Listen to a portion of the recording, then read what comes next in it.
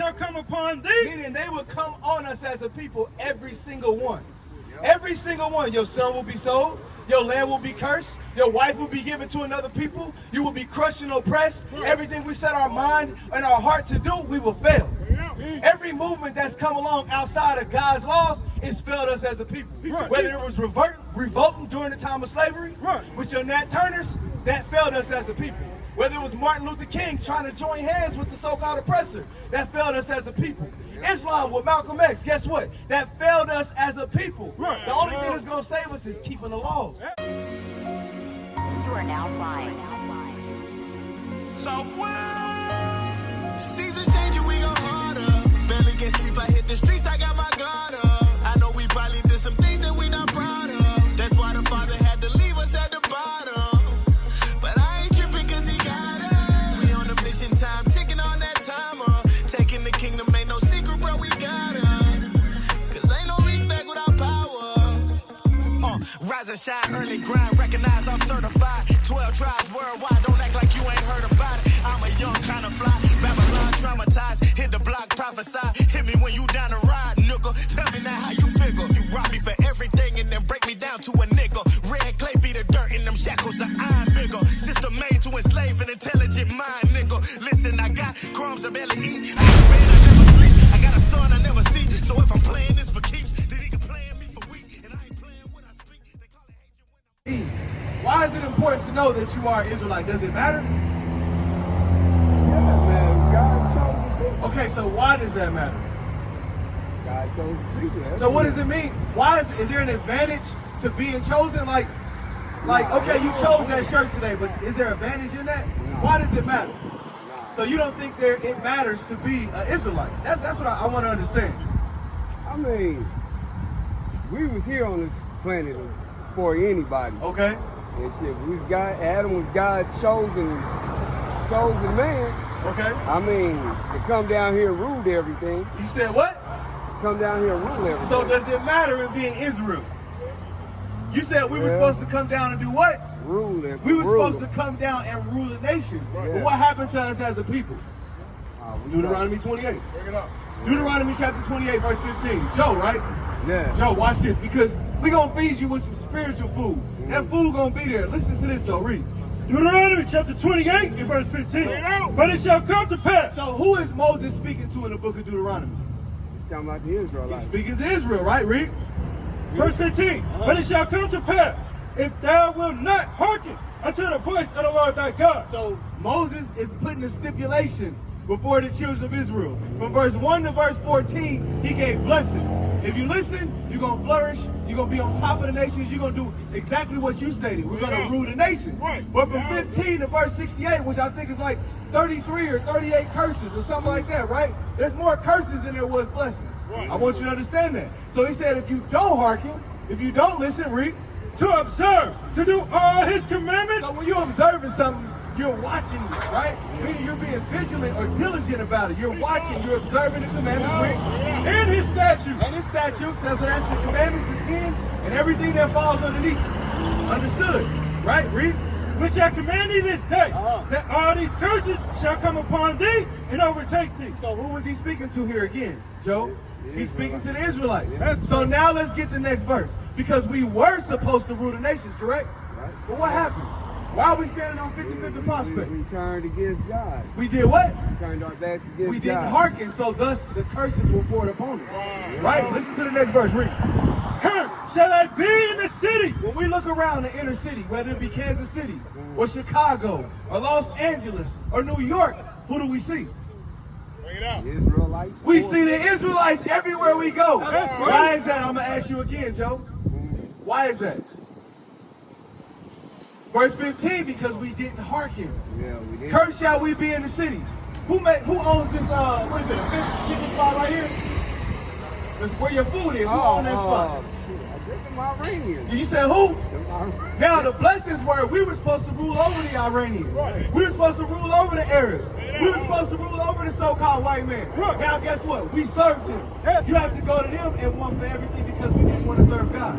We got to go to them for religion, whether it be Christianity, or a lot of our people go to them for what? Islam. Right? You know a lot of brothers that's involved in Islam, correct? So now it says we will be cursed in the city. You're going to have to go to the so-called white man for Family Dollar. You're going to have to go to the so-called Arab man for whatever the name of that fried chicken spot is, for your gasoline. When we had all of these natural resources in our land, we had non-GMO chicken. We had our own storehouses and different things and places to go for food and clothing, raiment, different things like that, right? Read that verse again. Cursed shall I be in the city. But now we are cursed in the city. Now when we see public safety vehicles, when we see the police, who polices us as a people? Does most so-called black men police black men? No. No, because we disobeyed God. We didn't hearken, so now they govern us. They rule over us. Right. They police us as a people. Right. Read the verse, read. And cursed shall I be in the field. Now, when were we cursed in the field? Because you said, I've been knowing I'm an Israelite. When were we cursed in the field? A long time ago. When? Come right here, Joe, real quick. Right here, Joe. I want you to see this. Right here, Joe. When were we cursed in the field?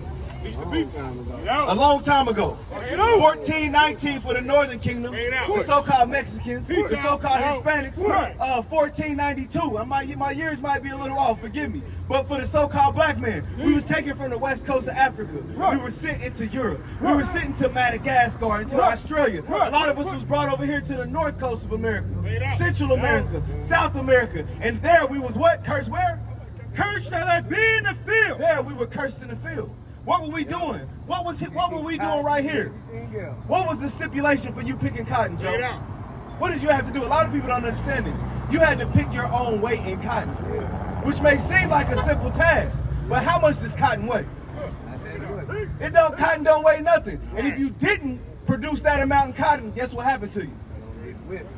You got the other image right here. We're visual people. We're not coming out here just to sway you, just to push lies on you. We got to understand these things visually. Not only are we hearing it, cursed shall we be in the city, we can see it. God put these curses upon us. God put these markers upon us as a people. And we will be cursed in the field. If you didn't pick that weight in cotton, right? Let's say the master saw your wife out there picking cotton in the field, and he saw her and he wanted her. What would happen in that field? He gonna take your wife. That's a curse according to the Bible. Now again, as we were brought over here on slave ships, we were stacked on top of each other. That's why they call them cargo slave ships. We were cargo, or chattel slavery, what they called it. Now as you see the men, the women, you also see barrels. This may have been wine. This may have been whatever other commodity that they wanted. You was also a commodity on that ship. I want you to understand that. So now you know you Israel. We have to know more than just, we got to think upon more than just knowing we Israel. Because if we're not helping build and renew the minds of our people, guess what, Joe? I say this every time, you're a part of the problem. If you're more concerned with going to get chicken, we're going to get fish and french fries than restoring your people, guess what, Joe? You're a part of the problem. You need to learn your nationality, learn what's required of us now that we know that we Israel. Again, this is why we were sent over here. Our foremothers had to care for these white little babies. These little Edomites is what they are called according to the Bible. Our foremothers had to breastfeed their children. They called them Big Mama, right? Big Mama. A lot of us grew up with a Big Mama. I had a Big Mama. You get what I'm saying? You also got to realize we the ones that taught them. We did. We taught them. That's why. We taught them slavery too. Okay, we taught them slavery. So see, that's where we wrong. When we had servants, we didn't rule over them like they ruled over us. We didn't do that. We didn't put chains on their neck. We didn't put bells on them. We didn't cut off their feet like they did in Roots. You feel what I'm saying? That's not how we did. That's the Viking part. So now, regardless, the Vikings is who? Now the Vikings are the so-called white men. So what we do is we try to justify. We can't justify God's judgment. We need to realize what we need to do to get out of the curses. You get what I'm saying? Because now the chains have been removed off of us, and that's what we're going to show you in the Bible. Verse 48. Verse 32 first. Deuteronomy chapter 28 and verse 32. Because you said something that's important. It's a key indicator. Watch this. Read.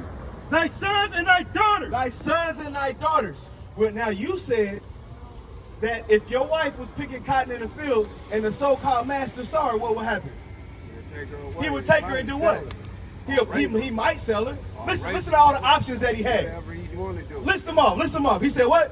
Whatever he want to do. No, you said something before. He might what? Her, He might or sell her, or rape her, or If he wanted to kill her, whatever he wanted to do, there was no might. We couldn't do nothing. You get what I'm saying? Read the verse again. Thy sons and thy daughters shall be given unto another people. So not only your wife, but if your son or your daughter was in that field, guess what? If he wanted your 9-year-old daughter, he gonna take her and he gonna do what? He gonna sell her or what? Or he gonna rape her? Or he gonna kill her? He gonna do whatever he wanted to do to her, right? Read. And thy eyes shall look and fail with longing for them. Meaning you're wanting your child. Your eyes are going to see the so-called slave master, not the so-called master, this white man who's supposed to be servant to us. Our eyes will look in longing. We will want our kids, read. All the day long. It said no matter how long, it said all day long. So as that child is gone, whether it be into slavery or whether they was raping them, you sitting there wondering what's going on with your kid. Right. You get what I'm saying? Watch this, Joe, read. And there shall be no might in thy hand. There wouldn't be any might in our hand to get our children back, read. Deuteronomy 28 verse 45. Moreover, all these curses. All these what? All these curses. So now we went from verse 15 to verse 45. That's 30 curses. He said all of these curses, read. Moreover, all these curses shall come upon thee. Meaning they will come on us as a people, every single one. Every single one. Your son will be sold. Your land will be cursed. Your wife will be given to another people. You will be crushed and oppressed. Everything we set our mind and our heart to do, we will fail. Every movement that's come along outside of God's laws, it's failed us as a people. Whether it was revolting during the time of slavery, with your Nat Turners, that failed us as a people. Whether it was Martin Luther King trying to join hands with the so-called oppressor, that failed us as a people. Islam with Malcolm X, guess what? That failed us as a people. The only thing that's going to save us is keeping the laws. That's why 15 he said, if thou shalt not hearken. But the flip side is what? If we hearken, the blessings will be upon us. Finish that out. Read.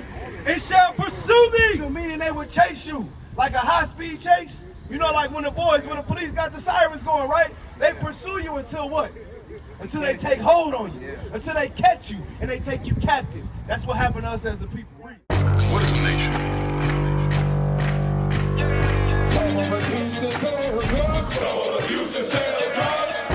Nation is men leading by example.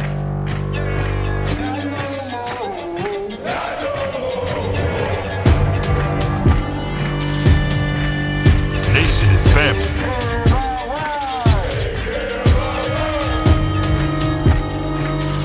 Nation is community. Nation is children with role models.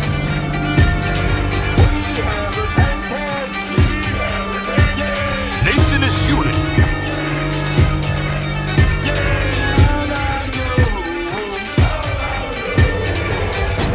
Nation is you. And finally, my brethren, be strong in the Lord. His word